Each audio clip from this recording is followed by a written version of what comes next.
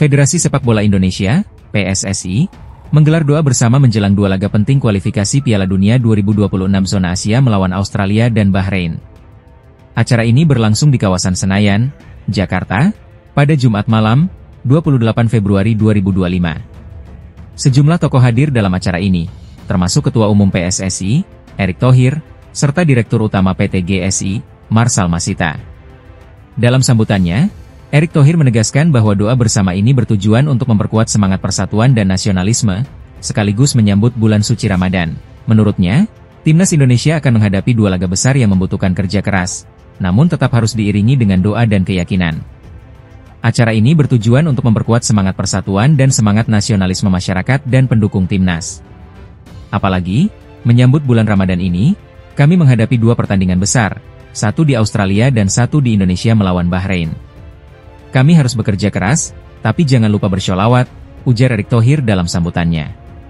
Acara ini turut dihadiri ratusan penggemar Timnas Indonesia yang datang dari berbagai wilayah di Jakarta. Selain itu, penceramah kondang, Ustaz Dased Latif, juga memberikan tausiah kepada para hadirin. Kehadiran berbagai pihak ini semakin menambah semangat para pemain dan pendukung Timnas Indonesia menjelang dua laga krusial. Timnas Indonesia akan lebih dulu bertandang ke markas Australia pada Kamis, 20 Maret 2025. Laga ini menjadi ujian berat bagi skuad asuhan Patrick Kluivert, mengingat Australia merupakan salah satu tim terkuat di Asia. Setelah itu, 5 hari kemudian, Timnas Indonesia akan menghadapi Bahrain di Stadion Utama Gelora Bung Karno, Jakarta, pada Selasa, 25 Maret 2025. Pertandingan melawan Bahrain menjadi kesempatan emas bagi Timnas Indonesia untuk meraih poin penting di hadapan pendukung sendiri. Dukungan penuh dari supporter diharapkan mampu memberikan energi tambahan bagi Jai Idzes dan rekan-rekannya dalam perjuangan mereka di kualifikasi Piala Dunia 2026. Saat ini, Timnas Indonesia masih berada di peringkat ketiga klasemen sementara Grup C, di bawah Jepang dan Australia. Dengan persaingan yang semakin ketat, setiap poin sangat berarti dalam upaya Indonesia untuk lolos ke putaran final Piala Dunia 2026. Semua mata kini tertuju pada perjuangan Timnas Indonesia untuk mengukir sejarah. Dukungan dan doa dari seluruh masyarakat Indonesia diharapkan bisa menjadi kekuatan tambahan bagi para pemain dalam menjalani laga-laga penting mendatang. Semoga Timnas Indonesia mampu meraih hasil terbaik dan terus menjaga asa menuju pentas dunia. Striker baru Timnas Indonesia, Ula Romeni, mendapat sorotan dari pelatih Oxford United, Gary Rowett, menjelang laga kualifikasi Piala Dunia 2026. Pemain berusia 24 tahun itu baru bergabung dengan klub Inggris tersebut pada Januari lalu setelah direkrut dari FC Utrecht. Namun, karirnya di Oxford belum berjalan mulus. Sejak bergabung, Romeni belum menjadi pilihan utama di lini serang Oxford United. Dari 5 laga yang telah dijalani, ia hanya sekali tampil sebagai starter dan belum mencetak gol. Meski dikenal sebagai pemain serba bisa yang dapat bermain di berbagai posisi di lini depan, Romeni lebih nyaman bermain sebagai striker. Saya memainkan banyak laga sebagai penyerang lubang, sayap kiri, sayap kanan, dan striker. Saya pikir saya bisa multifungsi dalam posisi ini, ujar Romeni kepada media Inggris, Bicester Advertiser. Namun, saya lebih suka bermain sebagai striker karena saya mendapatkan kebebasan lebih di posisi itu. Kendati demikian, media Inggris Oxford Mail menyoroti bahwa Romeni bukan seorang target man murni, yang biasanya diandalkan sebagai ujung tombak utama dalam tim. Hal ini menjadi perhatian bagi pelatih Oxford United, Gary Rowett, yang mengungkapkan bahwa absennya target man membuat timnya kesulitan menciptakan peluang.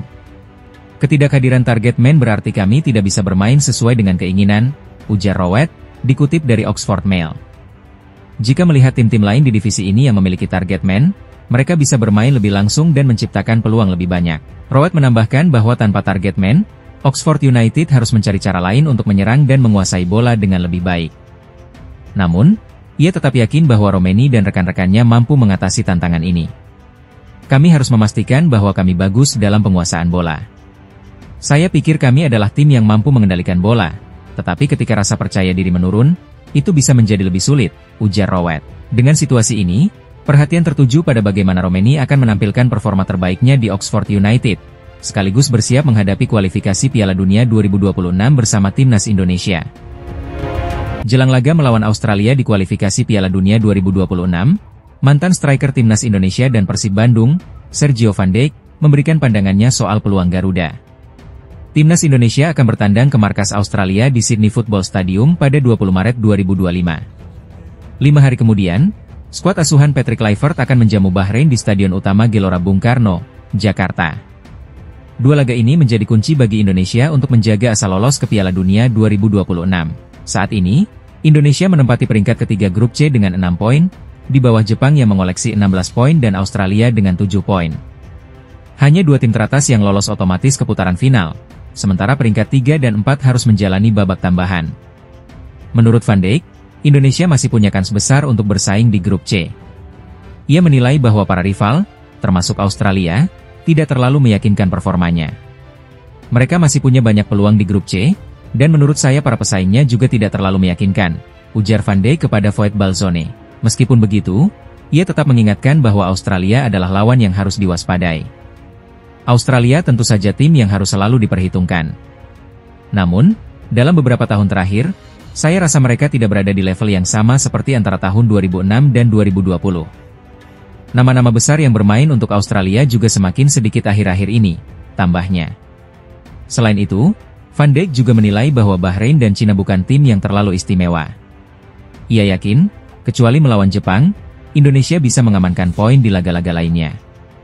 Cina tidak konsisten. Saya rasa pertandingan Indonesia lawan Cina, di pertemuan pertama, terlepas begitu saja. Jepang tentu saja pesaing terbesar. Anda tidak perlu berharap akan mendapatkan poin di sana, jelasnya. Timnas Indonesia berpotensi semakin kuat dengan kehadiran 3 pemain yang tengah menjalani proses naturalisasi, yakni Emil Audero, Joey Pelupesi, dan Dean James. Jika mereka resmi bergabung, skuad Garuda akan semakin kompetitif untuk bersaing di grup C. Setelah melawan Australia dan Bahrain, Timnas Indonesia masih akan melakoni 2 laga terakhir di putaran ketiga, yakni menghadapi Cina pada 5 Juni dan Jepang pada 10 Juni 2025. Laga-laga ini akan menjadi penentu bagi Garuda untuk melangkah lebih jauh dalam upaya mewujudkan mimpi tampil di Piala Dunia 2026. Tim nasional Australia menghadapi tantangan besar menjelang laga kualifikasi Piala Dunia 2026 melawan Indonesia dan Cina. Penjaga gawang mereka, Joe Gauci, mengalami cedera pinggul saat membela Barnsley di League One Inggris. Cedera itu terjadi dalam pertandingan melawan Rotherham United, di mana Barnsley meraih kemenangan tipis 1-0. Gauci terpaksa meninggalkan lapangan pada menit ke-76 setelah mengalami masalah pada pinggulnya saat mencoba memotong umpan silang lawan. Pelatih Barnsley, Darrell Clarke, belum memberikan kepastian mengenai kondisi terakhir sang kiper. Dalam wawancara dengan Birmingham Live, Clarke mengatakan pihaknya masih menunggu perkembangan lebih lanjut. Joe telah melakukannya dengan cukup baik dan kita akan lihat bagaimana kondisinya besok malam, ujar Clarke. Absennya Gauci berpotensi mengubah rencana pelatih Graham Arnold dalam menghadapi pertandingan penting melawan Indonesia pada 20 Maret 2025 di Sydney. Gauci merupakan salah satu pesaing utama Matthew Ryan di posisi penjaga gawang. Jika ia tidak bisa tampil, Australia harus mencari alternatif lain untuk mengisi pos di bawah Mistar.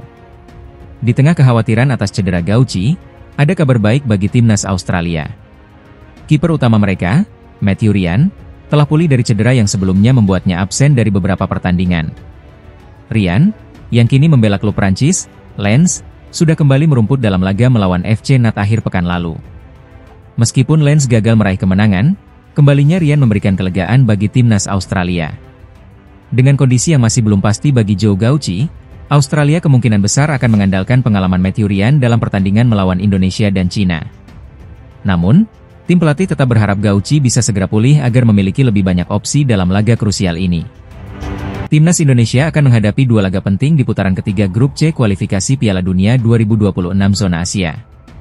Skuad Garuda dijadwalkan bertemu Australia di Stadion Allianz, Sydney, pada 20 Maret 2025. 5 hari berselang, tim asuhan Patrick Kluivert akan menjamu Bahrain di Stadion Utama Gelora Bung Karno pada 25 Maret 2025. Menjelang 2 pertandingan krusial ini, PSSI tengah berupaya menambah kekuatan dengan menaturalisasi 3 pemain keturunan.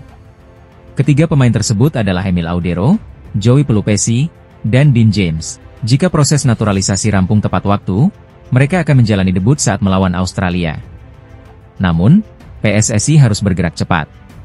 Pasalnya, pendaftaran skuad timnas Indonesia untuk laga kontra Australia akan ditutup pada 10 Maret 2025. Jika semua pemain bisa diturunkan, Patrick Kluivert berpeluang menggunakan formasi 4-3-3. Emil Audero kemungkinan besar akan langsung dipercaya sebagai kiper utama.